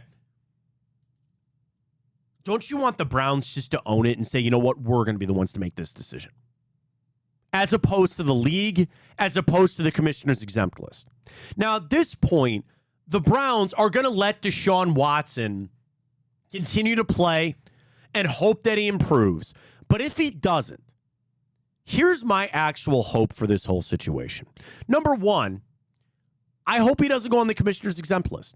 And it's in part because, again, why would somebody make something like this up? I have no idea. I hope that a violent sexual assault did not actually happen. That's the first hope in this, the whole thing. But not putting him on the exempt list then allows the Browns to hold all the cards and to make their own decision. And kind of what I hope happens in this, they are the ones to step up and say, we made a mistake here. And to more own that. Now, we talked about it yesterday, about going out to get your pound of flesh and to get out there and place your blame on whichever person or owner or general manager or whoever it was that signed off on this Deshaun Watson hire and brought him all in here. I'm not out for that pound of flesh. I don't really care. It's more about the Browns, where they would be moving forward and where we would be for next year and the year beyond that if they so go down that path. But Ryan, I still want them to be the ones to make the decision. I don't want them to be up there, and a public flogging of them for what they did. I just want them to take a little accountability, because I feel like if Watson's suspended and then they use a back door to get out of this thing, then that's almost them saying, like, well, this is what we had to do. I want them to stand up. I don't, again, this is me. It's counter of what I'm saying about the pound of flesh. I almost want them standing up there saying, we made this mistake. We have made this decision. We're moving on from Deshaun Watson, if we get there. Now, the issue is, when would we get there? How would we get there? How many more games do you need to see? I understand there's a good chunk of the fan base that has already written off Deshaun Watson. The Browns haven't. They can't afford to at this point. They need to hopefully have him improve. The thing is, does Sunday's game, even if he played all that well, is that really flipping how you feel about it right now? Right? He goes out there and balls out. He plays really well. Are you feeling better about Sunday? Or are you feeling better about the situation, I should say? Well, yeah. I mean, how could you not? People would say I've already entrenched in the way I feel. Well, I mean, you need multiple games at this point. This is something I'm going to be taking a week-by-week basis. Are you, though? Or are you looking at it in the grand scheme of everything? I have a choice. I'm kind of looking at it from the grand scheme of it. I'm not even to a week-to-week thing anymore. I'm at the point of, I understand the big picture of everything with Watson. And I understand that it's pushing and trending in the wrong way. So I'm going to need more than just a week to jump back on board. I need multiple weeks over and over again. But it also comes back to how I started this season. I want to see gradual improvement. I don't want to see a flash in the pan week. I wanted to see them start with the smallest, easiest offense that you could run and build Deshaun Watson back up. They couldn't even do that on Sunday. Let alone the frustrations of the rest of the team while you're trying to win and keep in the playoff hunt. Every one of these games is so vitally important for that. Sunday, you got an AFC team that should be fighting with you for a wild card position. I know they're not a division game, but it's still going to be that important when it comes down to it. I need gradual improvement. And I don't care how I win games. If the defense goes out there and picks off Trevor Lawrence 4 times and Watson just looks a little bit better, I'll take that. I'm not qualifying wins that way. I just need to see the steadiness from Deshaun Watson that I did not see on Sunday. And what that eventually leads to, we'll see. But I'm going to need the week over week here. I get where you're at. You're solely focused on the Jags, and that's fine. And that's where I'm at too, but it's a means to an end. It's a piece of the bigger puzzle for me when it comes to this whole Watson thing and getting figured out. You could put that puzzle together, it still could be mediocrity. You get everything figured out, and you could still just be middle of the road, which just sucks. Which just absolutely sucks, but that's where we're at. All right, let's catch your final break of the morning. We come back. We'll dive through a little bit of time op. Certainly today is a very big day in our country's history. We'll get to that. I've got plenty of other sports stuff, a few movies to get to as well. Then our plays for the Guardians this afternoon. We'll send you on your way. Comes your way next. Fontana Show right here in Big Play, streaming live. We're up on Twitter. Elon's got to get that crap figured out, man. Yeah, man, that's annoying. The broadcasts are just, you can't see it on mobile right now. You actually have to click on the link, which is a pain in the ass. But anyway, we're up. Just go to the app. Go to the app. Follow us on the app. You can always check us out on YouTube as well. Instagram for all of our reels. And, of course, Twitter. Ryan's at RyanTyler33. I'm at Matt Fontana83. Back right after this. I'm Garage Beer, and this is Bobby Carpenter. Garage beer. Beer flavored beer. Beef with an F? Okay, my bad. It's crisp and cool, and it doesn't taste like ass. I'm Bobby Carpenter. I drink in garages because my wife says I don't belong inside. If you like a cold breeze on your bag, drink garage beer. It's American, and so can you. Garage beer. Beer flavored beer. Well, how do they know I'm doing this? Did somebody leak this out? It's social media. Oh. It's just, that's the way social media works now. I thought maybe you were just running that yap.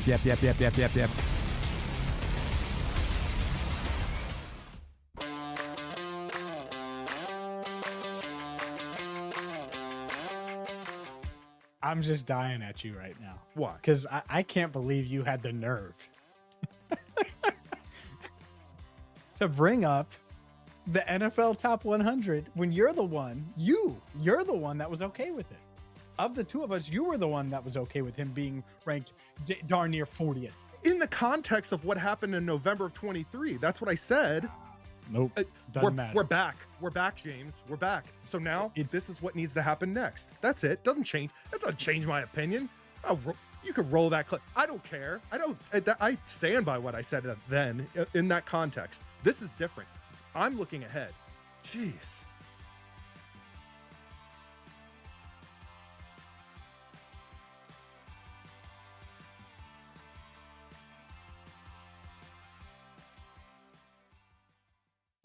I don't buy into this nonsense, this conspiracy nonsense that he's got his money and he's dogging it.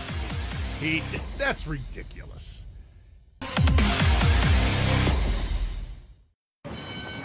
They're off in the Kentucky Derby as Authentic takes them around the far turn. Tis the Laws making his move now, and they're into the stretch. These two stride for stride. Authentic, tis the Law. Here's the buyer. Authentic has won the Kentucky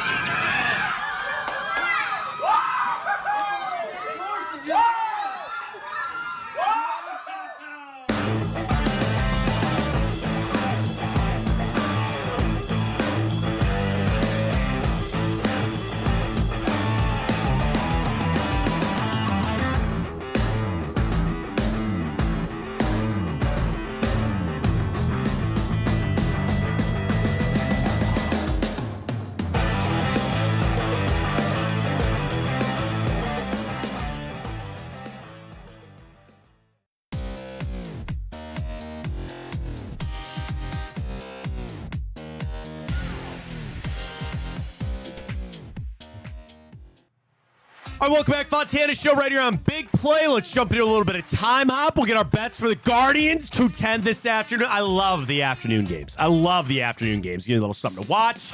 It's funny. I think Abby might have posted it this morning. She goes, it's weird to not have football now. Like, we're so drunk on watching football now that Thursday night and college and all that. To sit there Tuesdays and Wednesdays, we're like, ready to go. Thursday night, tomorrow night, already some changes for the Dolphins. No Raheem Mostert tomorrow night. Devon Achane. Who plays tomorrow? Dolphins and Bills, is it not? Oh, nice. I think. I know it's the Dolphins. I think the Bills play tomorrow night. Yeah, Dolphins, Bills, 8:15 tomorrow night. Quick little action on that. Can I tell you? It is in Miami, and the Dolphins are a 1-point favorite. Boost that. Take your winner by 3. 2.5 maybe. Gut reaction. Go. I think Dolphins. Dolphins. I'll go with Bills. I'm going to take Dolphins minus like 3.5. I'll go Bills. Oh, I'm sorry. No, it's to 2.5. It opened at 1. It's 2.5. Still, I'm going Bills. Still taking Bills on the point. You're taking Bills money line. I'm taking Bills money line. There you go. Get a little added value to that. All right, let's head back in time up. Tell you what happened this day in history. Of course, today, a very important day on 9/11. We'll get to that. But this day, 2003, the Cavs signed Tristan Thompson. He's back again. My biggest debate on Thompson, and I said this a year ago when they signed him again, is that I don't think he should have his jersey retired. Now, I'm not just being a Tristan Thompson hater. I don't think J.R. Smith should have his jersey retired. I don't think Kevin Love should have his jersey retired. And I don't think Kyrie Irving should have his jersey retired. I think there is one guy and one guy only that gets his jersey retired, and that's Matthew. No, I'm just kidding. It's LeBron freaking James, okay? That's it. Everybody else gets that banner. Everybody else gets the Wall of Fame. And the thing is, Thompson, who will now have played, obviously, the vast majority of his career here, and he's climbed up ladders in the all-time, Cavs statistical glory, and I get that.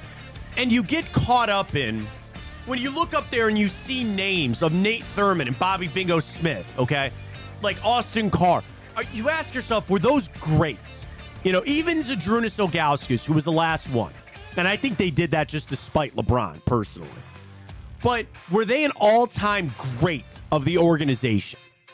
And I think Tristan Thompson is like borderline for that. But if it's not knocking you over the head, don't retire. LeBron James is the greatest basketball player to ever play the game. He played the majority of his career in Cleveland, won a championship. He gets his jersey retired. Everybody else, oh man, the shot, the block. You're going to deny Kyrie and Kevin Love? Yeah, I am. And I'm not getting off that hill. And I just won't. I continue to say it. I'm happy that Tristan's back here. I think he provides a really important role for the team. I ain't retiring his jersey. I'm understand not retiring. Like, I get the argument for not retiring Kyrie and not retiring Kevin Love, but solely, and I was on that wave too, but solely based on who's up there currently. What, are you just now switching the rules? Yeah. I'll switch the rules as I see fit. Huh? You know, and excuse me, the same thing for the Cleveland Browns, right? Joe Thomas was an all-time great. He gets his jersey retired. Probably Myles Garrett will be next. You know, but here's the thing. Maybe Nick Chubb. I know football is so different than baseball and basketball when it comes to jersey retirements. No joke for me.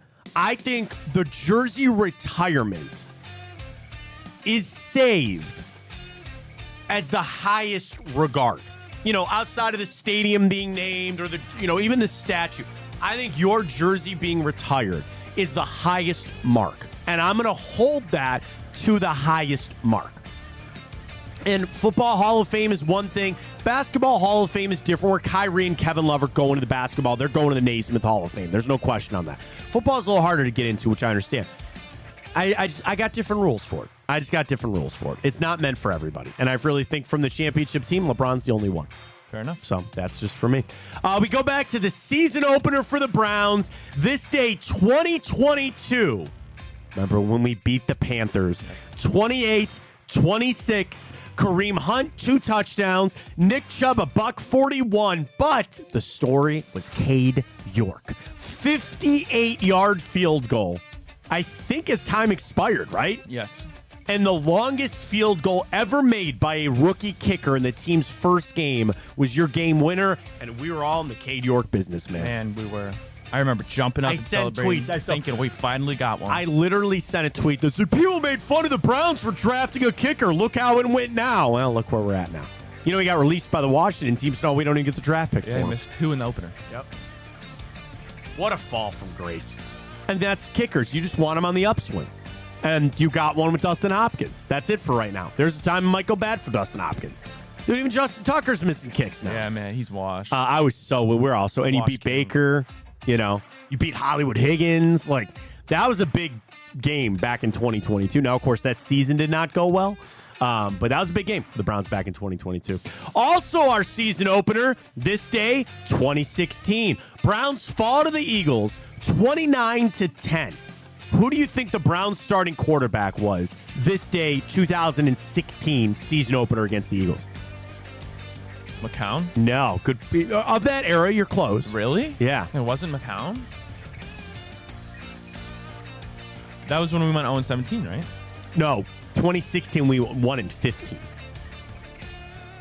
Started the 1-15 year. I mean, that wasn't RG3. It was RG3. Was it really? He went 12 out of 26 for an interception. Quarterback for the Philadelphia Eagles, Carson Wentz, 2 touchdowns. I thought he rushed for 1. Ryan Matthews, remember him from the Chargers? He had a touchdown. Isaiah Crowell ran 1 in. Corey Coleman and Terrell Pryor were your leading receivers in that game. Zach Ertz and Jordan Matthews, the leading receivers for the Eagles. This day, 2016, kicked off the season. You talked about memes earlier. Yes. The Crying Jordan meme was born this day, 2009, because he was inducted into the Hall of Fame. Wow. And the Crying Jordan meme. What's your favorite meme? Oh, gosh. We talked about a dog on fire. My favorite meme, I don't know. There's so many to pick from. Well, it's like, it's all, I mean, it's kind of like that Hawk Tua girl. It's just about when they're hot, you know? Who is that clown? Do you know that clown, the black and white clown that's like, and he smiles? Do you know who that is? What is that from? Mo, I think of my favorite meme. I love the one of Ghost from Call of Duty. Oh, yeah, that's a good one. Hang on. Clown meme.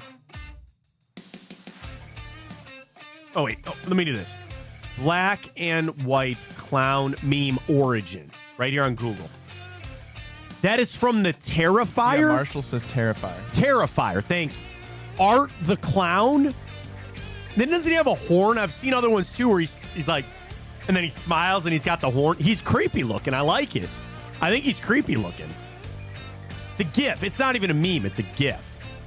I see that one a lot. You know the other one that I see a lot of on my Instagram, because obviously the algorithms, I watch a lot of them. It's the from Planet of the Apes where he goes, "Oh no!" Yeah. Oh no. Oh, I saw a really funny one with that. What Captions are was so it? good. Some of them are dirty. I get it. Some of them are not for air, so to speak. But yeah, those ones always get me. It's like, oh no. That's a really good. Yeah, that. But those are GIFs, not necessarily memes. But the Crying Jordan meme was born this day, 2009.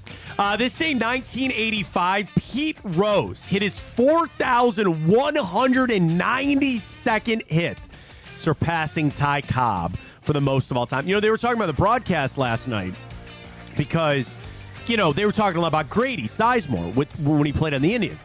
Do you know he played in a span of like 4 years, Grady only took off 7 games in 4 years before all the injuries hit and the microfraction, all that kind of stuff. But then they started talking about how nobody will ever touch Cal Ripken's record. And Arch said the right thing. Rick Manny said the right thing. He goes, nobody's even going to play 162 games anymore, right? All the stats show you that's not good, right? So the same thing. You're not going to have guys even playing enough games to even get close to Pete Rose's hit record. Now, I'm glad they banned the shift, but there's still some freaky things about what they do on defense. They kind of muddy those waters a little bit. But nobody will ever touch that. The home run record, though, I don't know. I don't know. I think Judge has a real shot. I think if Shohei had gotten here a little earlier, maybe. But I kind of hope Judge gets the record. Because I'd love to shut all that crap down. I'd love for Judge to break the home run record, all-time record. I would love that. Ain't nobody ever getting close to the hit record ever again. This day, 1977, the Atari 2600 was released in the United States, which revolutionized gaming in North America. If I wanted to go buy an Atari 2600, what do you think I'd pay for it right now? Oh, dude, I can get one online for $100. I was going to say, I don't think it'd be that much. But like, what if it was like in perfect working condition or something like that? eBay. Yeah, man, $120, $130. I can get an Atari 2600 system bundle with 28 games for $170 plus shipping. Pac-Man. I'm trying to see where it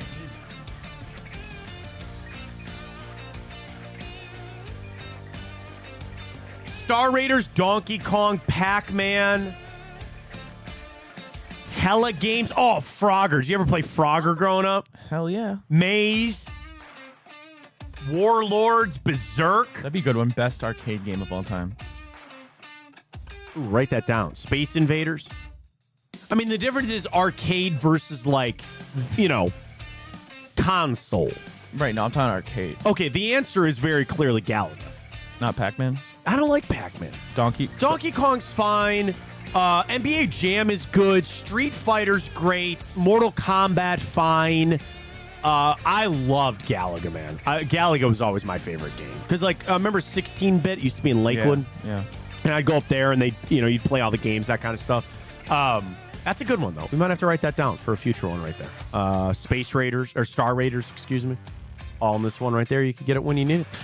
This day, 1941, construction of the Pentagon began. Drove by it. Much bigger than you think it is. It's much bigger than you think it is. This day, 1928. Ironic that Pete Rose surpassed Ty Cobb this day, 1985, because this day, 1928, Ty Cobb's final at bat. He popped out to the second baseman, would retire after that. This day, 1916, the first ever self-service supermarket opened in Memphis. It was a Piggly Wiggly. Piggly Wiggly. Aren't they still around? Yeah, I have a couple shirts for them. Where do you do most of your grocery shopping? Probably Giant Eagle. Aldi for us. Mark's and Aldi. My brother works at Mark's. We grew up at Mark's. Aldi's nice. I like Aldi is nice. It's Mark's cheaper. is great. It's cheaper than everything else. Dude, we used to shop at Whole Foods a lot, but man, those bills would get up for you quick there. At Giant Eagle, we just went to Costco yesterday for a $400 venture. Yeah. You never get out of Costco for less than $3. Yeah, no. It's crazy. Then they have shoes. I was like, I could buy a nice pair of shoes. We got our son's Halloween costume already, so that was already What good. is it? Spider-Man. He's all in on Spider-Man, man. He loves Spider-Man. So they got the nice costumes, which sucks. I don't know what I'm going to be this year, man. So I asked him, I go, what do you want Dad to go? Because we'll do a family thing. And he said Jack from Nightmare Before Christmas. He loves Jack, too. So I'm going to have to go all white. Probably have to shave. I don't really want to do that, but it's what my son wants. We'll do it. All right, birthdays. Paul Bear Bryant, Ed Sable of NFL Films, Tom Landry, Ellis Burks, Eduardo Perez, Ed Reed, Sean Livingston, Ludacris, Harry Connick Jr., and Paul Heyman all celebrating birthdays today. All right, we got to rip through it quick here. Movie and 2 TV shows. First up, a movie, 1998. It's one of the most famous films. No. It's one of the most famous films regarding card playing in history. Card playing. Yes. Casino? No. Card playing. Story surrounds 2 friends who need to win at high-stakes poker to quickly pay off a large debt. Ooh, might not get it here. Oh, man. I don't know. You ever heard of Rounders? No. No. Edward Norton and Matt Damon. Never heard of it. Edward Norton... Hayden says it's the best movie ever. Rounders is a great flick. Edward Norton gets out of jail. Like, the movie starts with him in jail. So he goes to jail. He was a gifted poker player and an underground player. Then, oh my God, I forgot. John Malkovich is in that movie as the heavy. He plays the KGB guy. Great flick. Rounders is a really good flick if you're into card playing. All right, next up, 1974 television show. MASH. No. It's a Western surrounding Dallas. A family. What's with all the Westerns? I know, there's a lot. I'm trying to think if I could... It's set in the 1870s. Oh. The Ingalls family. Little House on the Prairie is correct. And then final one, I don't think you would get it. I'm sorry. Just the Carol Burnett Show. No. You ever heard the Carol Burnett Show? 1967, it is what it is. So there's our movies and television shows for today. Quickly, Guards 210 today. Of course, we're big favorites again, so it's hard to bet. Like, I know they covered a run and a half. Do you think they do it again with Matthew Boyd on the hill? I do. All right, here's your trends. Boyd on the hill, he's not started this season against the White Sox. You flip it over for the White Sox. Dean Martin, White Sox. I don't know his first name. Davis, fly! Dean Martin. Davis Martin is on the hill for them. He is 0-3 on the year with a 3.29 ERA. He's obviously only started this past month. He started against the Guardians last year. Boyd, 2-1 on the year, 2.22 ERA. Boyd, 6-8 and 4 strikeouts. I like him for 4 strikeouts today. Under seems to be the play. 5 out of the last 6 games for the Guards, 4 out of their last 5 games on the road, and 8 out of the last 9 games between the White Sox and the Guardians, the under has hit at Comerica, or whatever they call it now. Under 4 out of the 5 last games for the White Sox, and their last 8 games at home. Isn't Comerica the Tigers? Oh, not Comerica. Guaranteed Rink Field, whatever it's called. They're on the south side. I apologize. Dude, get your fields right. Yeah, I know. They're all trash. I don't know what to tell you. The under seems to be the play. I took the under. I took the over last night like an idiot. What do you like? Guardians minus a run and a half. Boyd 4 strikeouts. Just leave it at that. Yeah, play it a little safe. Play it a little safe. Give me a hit today. Lane Thomas, he's hot. You think he's hot? Is he in the lineup though? He's a good-looking guy. I don't know if I call him hot. Okay, fair enough. All right, Guardians minus a run and a half. Boyd 5 strikeouts. Lane Thomas a hit. Gets me up to plus 200. I can it. boost it. Cash it. 10 wins me 36. Put 200 on it. No. I do have 200 in my account, but I don't want to do that. Guess you don't want Put your Xbox. limits in there. Put your limits in there, buddy. That's all it is. Drennan's coming up tonight. I'm actually going to hang around, talk to Bruce here coming up for the show tonight. We're back tomorrow, 9 a.m. For Ryan Tyler, I am Matt Fontana. As always, take it easy.